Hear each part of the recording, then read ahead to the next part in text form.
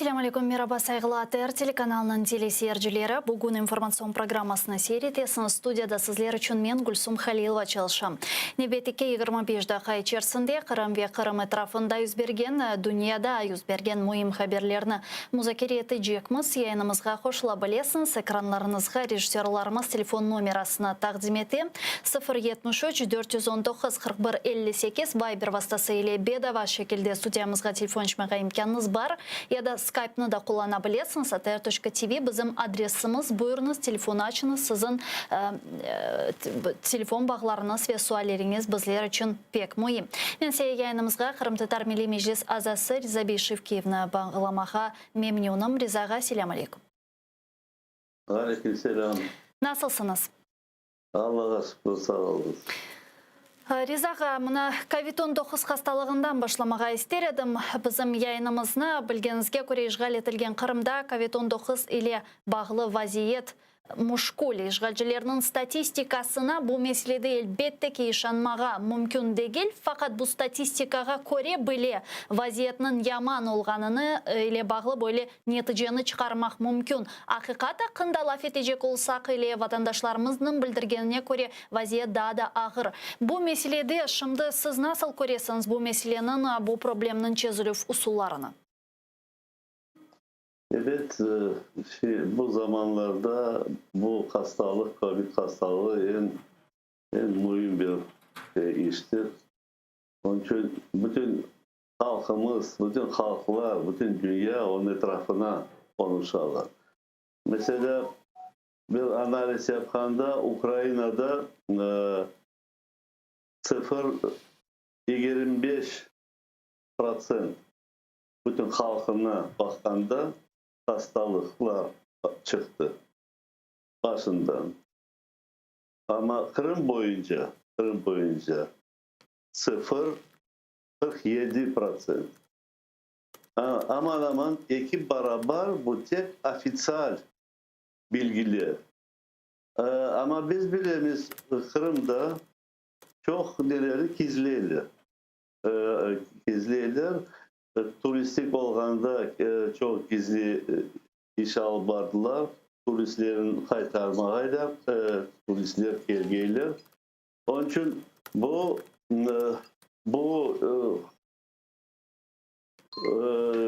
iki beraber ofisyal ne olsa ama onu koşmak gerek 4-5 beraber hastalık ziyadedir Kırım'da. Biz onu duyamız bunun. Facebook'tan bakanda gruplarımızda dostlar arasına ana babaları, harp babaları, niteleri pek çok bu dünyada taslak geçerler bu hastalık bağlı. Ne yapmalı gerek? Hepimiz onu kaç kere kayta ettik. Mukat olmak gerek. Kol yutmak, yakınlaşmak, bu toylarını böyle geçirmeye, toplanmaya gereği yoktur. Ben belirsin kupalarını onların yüzüne de geçirmek mümkün. Ama bazı teşebbüsler var Ukrayna hükümeti tarafından. Misal olarak sonki böyle teşebbüslerden birini Alexey Reznikov seslendirdi. Hususan işgal etilgen Kırım'da ilaçlarının yetişmegeni sebebiyle Kırım'ın memuri sınırında böyle humanitar lagerlerinin, taburlarını tizmek teşebbüsünde bulundu Alexey Reznikov. Yanda demek pandemiyadan kurtulmak için ketken ya da ilaçlarga muhtaç olan insanlar çıkıp bu yardım destekini alabilirler. Sizin düşüncenizge göre bu ne kadar böyle realistik bir teşebbüstür? Bu çok realistik değildir benim fikrimce. Çünkü Kırım sanksiyalar çubuğuna anda dünya öyle yapışmaz olanı korçalamağa tek Rusya, Moskva onlar bakmak gerekli. Ama Rusya özleri de bu hastalık çubuğuna pek battılar. Onların çareleri de olmaz. Bilmiyorum bu olacak şey değil. Bizlerge yana birbirimizge tırışmak gerek halkımız için de yardımlar etmeyi nasıl mesela soylar arasına biri hasta olansa ona ilaç gerek olsa Ana soylar arasında bir yaşlarını, sağlam soylarını yibermek gerekli ses belgeleri bunda Ukrayna'ya bu ilaçlar kıdırıp netip alıp ketkiler. Böyle bir neler mümkün kullanmağa. Ama mecliste Ama birkaç böyle halkara işlerini bilmem, o halkara işlerini geçmek için o bir problemalı bilgim de yoktur aslında nasıl onu yapacağız. Ama mecliste birkaç teşebbüste bulungan ya da hususan Kırım Tatar Milli Meclis Reisi o'zining Facebook sayfasında birinciden halkara strukturalarga böyle müracaat beyanatını aydınlattı. Birleşken Milletler olsun, OBSE ve ilahire. Bunun beraberlikte bütün Dünya Kırım Tatarlar Kongresi Milli Meclis ile beraberlikte böyle yardım kampanyasını ilan ettiler. Yani muhtaç olan vatandaşlarımızga bu destekni teminlemek için. Şimdi bu işler bir şekilde alıp barılamı sizin malumatlarınız neden ibaret? Benim o taraftan bilgim yok. Ama da öyle toplansa ilaçlar mesela meclis adına gelseler ki sonra toplansa onun çaresini tapar edecek. Nasıl Kırım'a onlarını geçirmeye. Ama onu ben aytip olmam çünkü öyle ilaçlar gelgenin mi daha duymadım. Halkara strukturalarının monitoring missiyaları Kırım'a kelebileceği ile bağlı umutlarını besleysiniz mi? Evet o yaxşı olur ediyor. Monitoring yapsalar, bilgiler alsalar, hastalarına bakıp olmaylar, becerip olmaylar, ilaç getir, becerip olmaylar, susuz tutalar halkını becerip olmaylar. Onlarını bütün toplayıp son çıkarmak gerek. Yana da halkara onda mesela bakılıp yana da baskın yapmak gerekli. Rusya tezi çıkay Kırım'dan sonradan Ukrayna ocunu kalsın kurtarmak için hareketler yapması için ama mutlaka Rusya çıkmak gerek Kırım'dan. Mutlaka. Mına sizle da laf etmege istegenim bir mesele var. Bu Azerbaycan ve Ermenistan arasında olgan davanın yekunlenmesi, zira sizin de bilgenizge göre bu günleri Azerbaycan galibini kazanganı ile bağlı böyle bir anlaşmanı imzaladı ve bu anlaşmada endi anlaşıla ki Ermenistan bu cenkni gayb etti, yutturdu. Mına siz aslında bu olup geçkenlerge nasıl bakasınız? Endiden nasıl bu tesirler sferası dep aytmaga mümkün değişecek bu regionda? Evet, çok güzel bir bu savaş geçti. Azerbaycan kardeşlerimiz yendiler. Bu cengi çok kullanamız.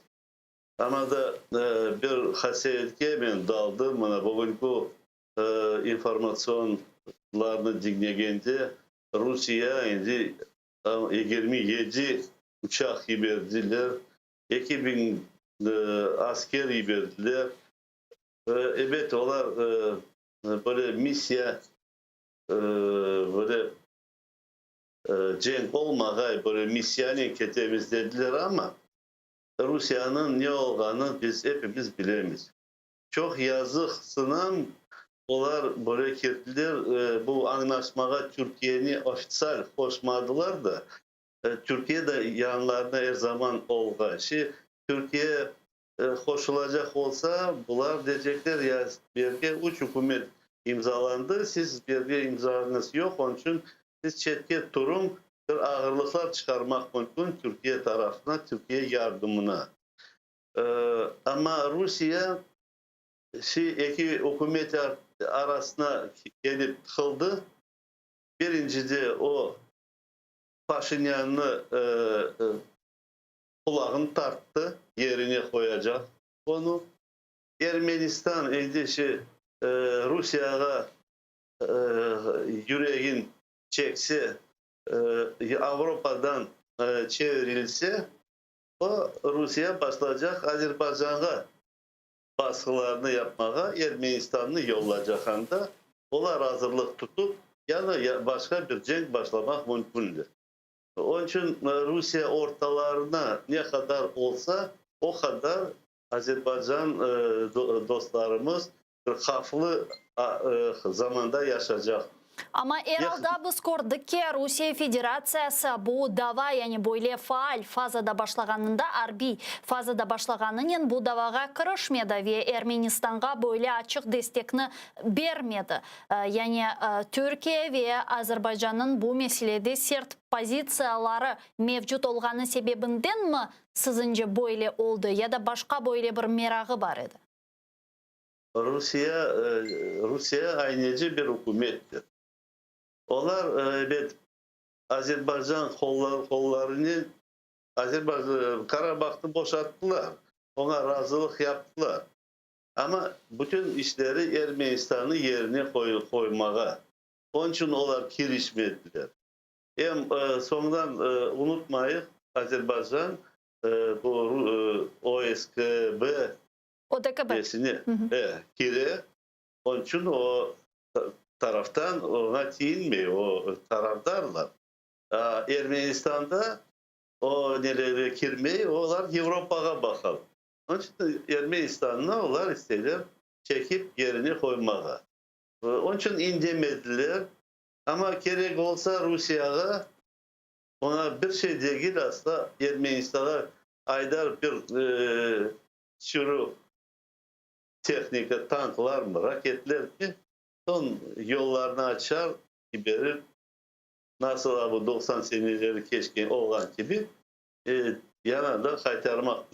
Ama bunda şimdi böyle çok kuvvetli bir daha bir devlet var bu Türkiye Cumhuriyeti. Yani Türkiye Cumhuriyeti ile münasebetlerini bozmak istemez Rusya ya da ister. Yani buna hazır olur sizce? Resmi her şey olmak mümkün. Bana biz Suriye'de gördük nasıl Rusya girişi o işlerge nasıl Türkiye o Suriye'de hareketler yaptı. Her şeyini gördük. Hani onlarla analiz yapacak olsak çok bilgiler alırız. Ben Rusya'nın anda olanın hiç de beğenmeyim. Onlarını ne yapıp Bu bir barıştırıcılardan yolun olmaz. tapıp çıkarmak gerek. Evet, mutlaka çıkarmak gerek. O sonradan sınırını Azerbaycan taraftan Azerler tutsun, Ermenistan taraftan Ermeniler tutsunlar. Hani o zararlara sınır tutup yaşamak olsun. Ama Rusya'nı mutlaka çıkarmak gerek. Onun için onlardan ben sakınan. Sizin düşüncenize göre bu Dağlı Karabağ'da yüz bergen hadiselerge göz taşlar ekende biz Ukrayna olarak bizim teritoriyalarımız işgal etilgen devlet olarak bu teritoriyalarda tamır halk olarak nasıl bir ders çıkarmak gerekmiz? Birinci ders bu переговорlardan 6-7 yıldan beri переговор geçti, onun faydasını biz aman aman görmeyiz. Yani hükümet etti, eğer plan A olmazsa biz geçecekmiz plan B. Şimdi plan A'nı taşlamayı onun konuşkan gruplar konuşabilsinler ama plan B'ni başlamak gerekli. O plan B'de birincide ordunu pekitme. Birinci o. Hükümetini cenke hazırlatmak. Propaganda çalışmak gerek. Mekteplerini, yaşlarını onların propaganda yapmak gerek, anlatmak gerek. Ukrayna patriotik olgaylar. Ama bu işlerini plan B'ni başlamak gerektir mutlaka. Eğer onu başlamasalar, bekleseler bu tek o konuşmalarla bir şey çözülmez. Buna biz gördük Azerbaycan nasıl bu hazırlık yapıp ucuma geçip onun isteğini becerdi. Biz gene hazırlık yapmak gerek. Plan B'ni bugünden başlayıp, bugün değil, dünden başlayıp işletmek gerek Ukrayna'da. Yani alda bizim işgal etilgen teritoriyalarımızın savaş şeklinde kaytacağını mı aytasız? Gerek olsa savaş da olmak mümkün. Onlar yaxşılıktan çıkmaya hazır değiller. Onlar ket kurallar, raketalarını, kurallar, yollarını, her şeyini hazırlık etti. Bu непотопляемый авианосец yapmaya, Kırım'da tekiteler işte çıkmaya onların fikirleri bile yok. Onun için bu переговорный bir şey çözülmez. Ukrayna kuvvetli olmak gerek. Ukrayna belki başlamak gerek. Bugünkü cenkler buna gördük. Точечный. Tek bu tanklarını, raketlerini tapan teknikalar var. Bespilotnikler var. Onun için böyle bir sakınmaya da gerek olmaz. Şehirler yerine kalır ama ordularını, Rusya ordularını yandırmak gerek olur. Onun için kuvveti olmak gerek Ukrayna'nın. Eğer Ukrayna'nın kuvveti olsa, ordusun koterse, bugün derler bizim ordumuz 75% koterildi 14 seneye bakanda. O çok kıvançlı haberler. Yani şimdi daha kotermek gerek. Ücretli daha kotermek gerek. Yaşlarını öğretmek gerek. Patriotik terbiye vermek gerek. Hazırlık olmak gerek. Bu hazırlık olgan son Rusya da son başkaca bakar. Bu perigaorlarda özünü alıp varır. Bu Bir zamanda sakını cenkten. Bu Dağlı Karabağ üzerinde yapılgan çalışmalarga, müzakerelerge bakacak olsak, Azerbaycan ve Ermenistan'dan gayrı da böyle bu müzakerelerini yapkan yüksek seviyede olgan devletler bu Türkiye Cumhuriyeti ve Rusya Federasyası oldu. Ve neticede bu anlaşmanı şimdi biz gördük ve bazıları ayta ki hususan Azerbaycanlarının da bazıları bizim yayınımızga koşularlar kelirler ve onlar da ayta ki elbette ki biz sonuna kadar memnun değilmiz. Çünkü anda işte 7 rayonun kaytarılığı ile bağlı karar kabul edildi. Fakat merkezi şekilde bu Ermenilerin anklavları kaldı ve anda işte Rusyalıların barıştırıcıları olacak ve yani şu sebepten böyle memnuniyetsizlik de yüz veriyor. Yani Kırım boyunca sizce aynen böyle mi olacak? Yani Kırım akıbetini çeşit başka memleketler mi müzakere edecek? Anda bilmeyeyim Akyar bir tarafka bu merkezi yerlerde bilmeyeyim barıştırıcılar, başka tarafta Ukrayna. Yani böyle mi olacak? Bu ne kadar bizi memnun edebilir? Böyle de olmak mümkün. Eğer Ukrayna kuvvetli olup başlasa mesela Azerbaycan gibi bir zamanda öyle Akyar'a yakınlaşkan son o yerge de Rusya başka hükümetler de koşulmak mümkün. Ayda bu Akyar'ı kaldırayak Rusya'ya deyip öyle de çıkmak mümkün. Azerbaycan ne için o yerge toktaldı? Onlar aslında böyle kısa zamanda böyle cenkli yenmek aslında umut etmeydi halkı. Öyle kuandılar aslında sonuna hazır edilir. Her bir anlaşmaya tek bu algan toprakları onların koluna kalgaylar. Onun için bu Rusya'nın teklifi böyle olsun degende evet onlar bek razı oldular. Nakhiçevan'a da yol kalacak. Böyle her şeyine razı oldular. Ama bir neni kocağı tutmaylar unutup başladılar Rusya kim olganın, Putinizm ne olganın, onu kocağı unutkan gibi oldular. Ben onu haset ettim. Ben onu haset ettim.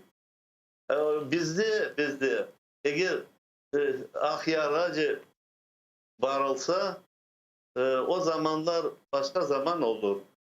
Bizim gücümüz de Ukrayna gücü ve başka hükümetler de dünyada bizge koltukta eğer Azerbaycan'a koltuktan tek bir Türkiye oldu. Ukrayna'ya bütün Avrupa hükümetleri, Amerika, herkes Türkiye bile hepsi kol tutacaklar. Onun için de desem bütün Kırım'ı kolga boşaltmak gerek. O yerden военный bazanı flotlarını yok etmek gerek. Kırım'da asla böyle harbi flotu olmaya gereği yok. Anda tek böyle pasajır turistik gemileri yerleşmek gerek. Ama alda bu endi böyle en sonki en yaman mı dep aytsam ssenariylerden biri, çünkü Ukrayna hükümeti kenedi böyle siyasi diplomatik yol üzerinde kete, çünkü Cenk'nin işgal etilgen Kırım'da ve Kırım'da olması hakikaten dehşetli neticelerge de bir taraftan getirebilir. Bir can ayrı bir dünyadır, biz bunu anlayımız. Fakat mana şimdi bu diplomatik yol üzerinde ketken Ukrayna hükümeti sizin düşüncenizge göre bir neticelerge erişebilir mi Kırım azat etülüğü yönelişinde? Bir yaşarına olmadı nasıl sualini koydunuz? Şimdi biz bu diplomatik yolunu seçemiz. Yani Evet. Kırım kaytarılığı teşebbüsünde, topraklarımızın azat etülüğü teşebbüsünde ve bu diplomatik yolda bütün hareketlerimiz. Yani bu yol ketecek olsak sizin düşüncenizge göre bir neticelerge erişebilecek miyiz mi? Ben bilirsem o kadarlık olmaz. İşanmağa ise buna halkara Kırım platforması açılacaktır. Onun etrafında meclis de hazırlık tutar. Bu Dış Bakanlığı'nın görüşleri olacaktır. Bu evet olmak gerek. Ona da bir işanç taslayımız ama da yana da anlamak gerek. Putin rejimi ondan son gelecek soyları da bayağı belli adamlar var. Onlar Kırım'ı kaytarmaya hiç niyetleri yoktur. Onun için plan B hazırlık çalışmak gerek Ukrayna. Eğer onlar vakti geldiğinde razı olmasalar böyle çıkmaya Ukrayna baskınlık yapmak gerek, kaytarmak için özünün teritoriyalar. Çok sağ olun. Teşekkürlerimi bildireyim Riza Şevkeyev, Kırım Tatar Milli Meclis azası bizle canlı bağdaydı. Sevgili arkadaşlar, men ise bu bölükni ne yazık ki yekunlemek mecburiyetindeyim. Fakat siz ATR telekanalının yayınından ayrılmanız. Çünkü endi birkaç dakikadan sonra bizim yayınımızda Ukrayna tilinde meslektaşım Urya Tumerova Zaman Informasyon Programması ile sizlerini karşılayacaktır. En taze, en son, en aktual haberlerini anda öğrenebilirsiniz, dinleyebilirsiniz ve bundan sonra biz yayınımızga bugün informasyon programmasına devam edeceğimiz ve çeşit türlü bizim yayınımızga koşulgan musafirler ile sonki ve en aktual haberler üzerinde laf etmeye devam edeceğimiz. Görüşkence.